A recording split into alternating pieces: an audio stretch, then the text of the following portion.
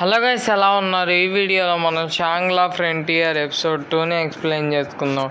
Episode open చేసినామంటే మనకి starting town అయిన ఫ్రోస్టియాలో ఒక ఆర్మర్ వేసుకున్న క్యారెక్టర్ కనిపిస్తుంది. అక్కడ ఉన్న వాళ్ళందరినీ పరిశీలిస్తూ సన్ రాకు కోసం వెతుకుతూ ఉంటుంది మన హీరో కోసం.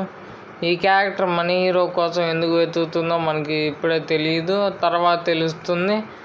అయితే అక్కడ ఉన్న వాళ్ళంతా ఇంత హై లెవెల్ క్యారెక్టర్ మన టౌన్లో ఏం చేస్తుందని చెప్పి చూస్తూ ఉంటారు. ఈ క్యారెక్టర్ ఎవరో కాదు, రియల్ లైఫ్లో రీయించాన్, మన సన్ రాకు ఫ్రెండ్ రియల్ లైఫ్లో.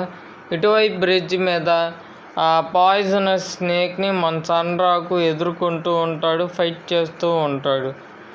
తను దాన్ని ఒక్క హిట్ కూడా తను తీసుకోకుండా దాని నుంచి అంతం చేయాలని చూస్తూ ఉంటాడు. కానీ ఆ పాయిజనస్ స్నేక్ స్కేల్స్, దాని ఒంటి మీద ఉన్న స్కేల్స్ చాలా హార్డ్గా ఉంటాయి. ఎంత హార్డ్గా ఉంటాయి అంటే 1 హిట్లో దాన్ని అంతం చేద్దాం అనుకున్న హీరో వెపన్సే ఇరిగిపోతాయి. అంత స్ట్రాంగ్గా ఉంటుంది ఆ క్యారెక్టర్. దాంతో తనకు వేరే దారి లేక తన డేగర్స్ని మార్చుకొని ఓపల్ బన్నీ అనే రేర్ మాన్స్టర్ దగ్గర కలెక్ట్ చేసిన డేగర్స్తో ఆ స్నేక్ని అటాక్ చేస్తాడు. అయినా ఉపయోగం ఉండదు. అయితే ఆ స్నేక్ తన పాయిజన్తో హీరో మీద అటాక్ చేస్తూ ఉంటుంది. దాని ఎఫెక్ట్ ఏంటంటే ప్రతి 10 సెకండ్లకి హీరో 1 HP కోల్పోతూ ఉంటాడు. తర్వాత ఆ స్నేక్ని ఎలా అంతం చేయాలి హీరో ఒక ప్లాన్ వేస్తాడు.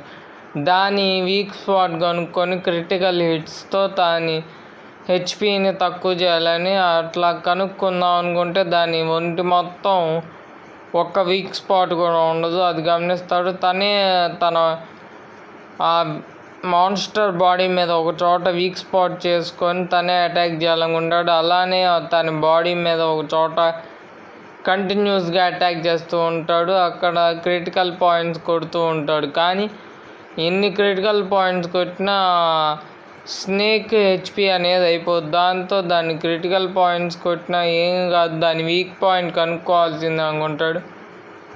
తర్వాత హీరో గాల్లోకి ఎగిరినప్పుడు అలా ఆ మాన్స్టర్ అటాక్ చేస్తుంది హీరో మీద.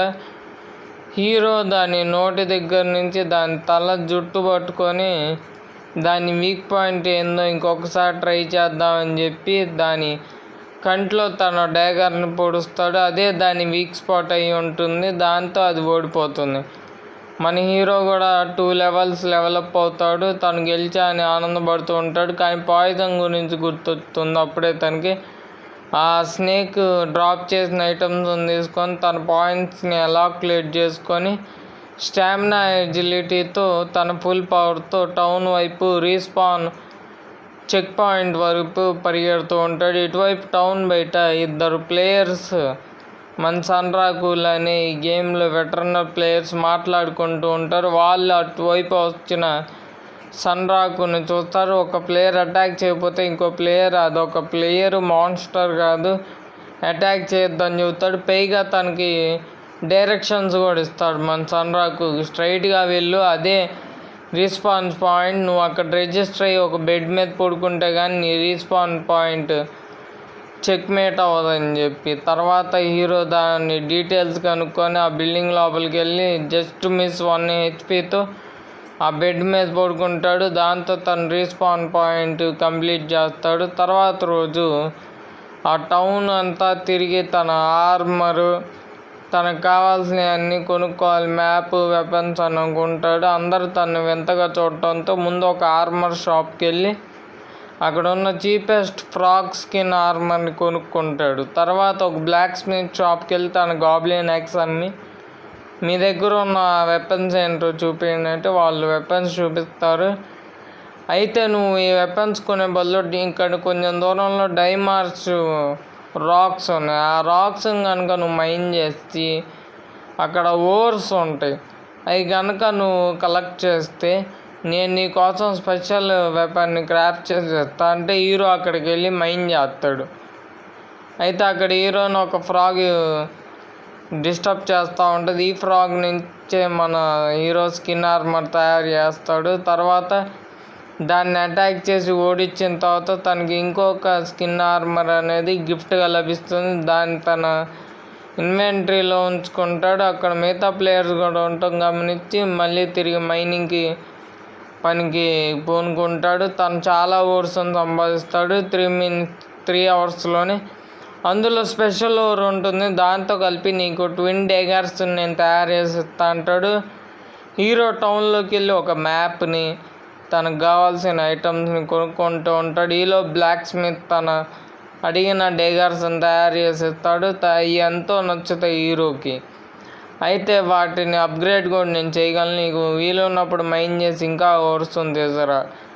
కానీ నైట్ మాత్రం ఆ ఓవర్స్ జోలికి వెళ్తే అక్కడ చాలా మాన్స్టర్స్ ఉంటాయని చెబుతాడు. అదే హీరోకి కూడా కావాలి.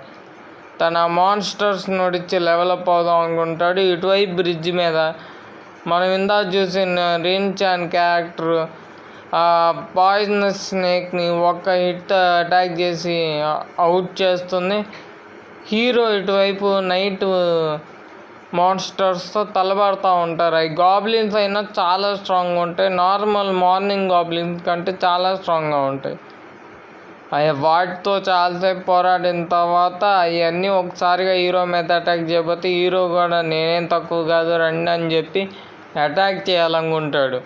అయితే వాళ్ళ మధ్యకి ఒక మాన్స్టర్ వస్తుంది. అప్పుడు భూమిలోంచి SLF మిస్టీరియస్ మాన్స్టర్ అని పిలుస్తారు దీని పేరు లైకాగాన్ ద నైట్ స్లాషర్. ఇది ఒక యూనిక్ మాన్స్టర్, అంటే చాలా టఫ్ మాన్స్టర్. ఈ గేమ్లోని అల్టిమేట్ ప్లేయర్స్ కూడా చాలా కష్టపడే మాన్స్టర్. ఇది సన్రాకుకి ఎదురుపడుతూ ఉంటుంది. అప్పుడే మనకి SLF మెయిన్ బిల్డింగ్ చూపించి ఈ మాన్స్టర్ యూనిక్ మాన్స్టర్ యొక్క డేటాని మనకి చూపిస్తాడు. దాంతో ఈ ఎపిసోడ్ పూర్తవుతుంది. మీకు ఈ వీడియో నచ్చితే లైక్ చేయండి, షేర్ చేయండి, సబ్స్క్రైబ్ చేయండి. Thank you for watching. Next ఎపిసోడ్లో కలుసుకుందాం. Thank you.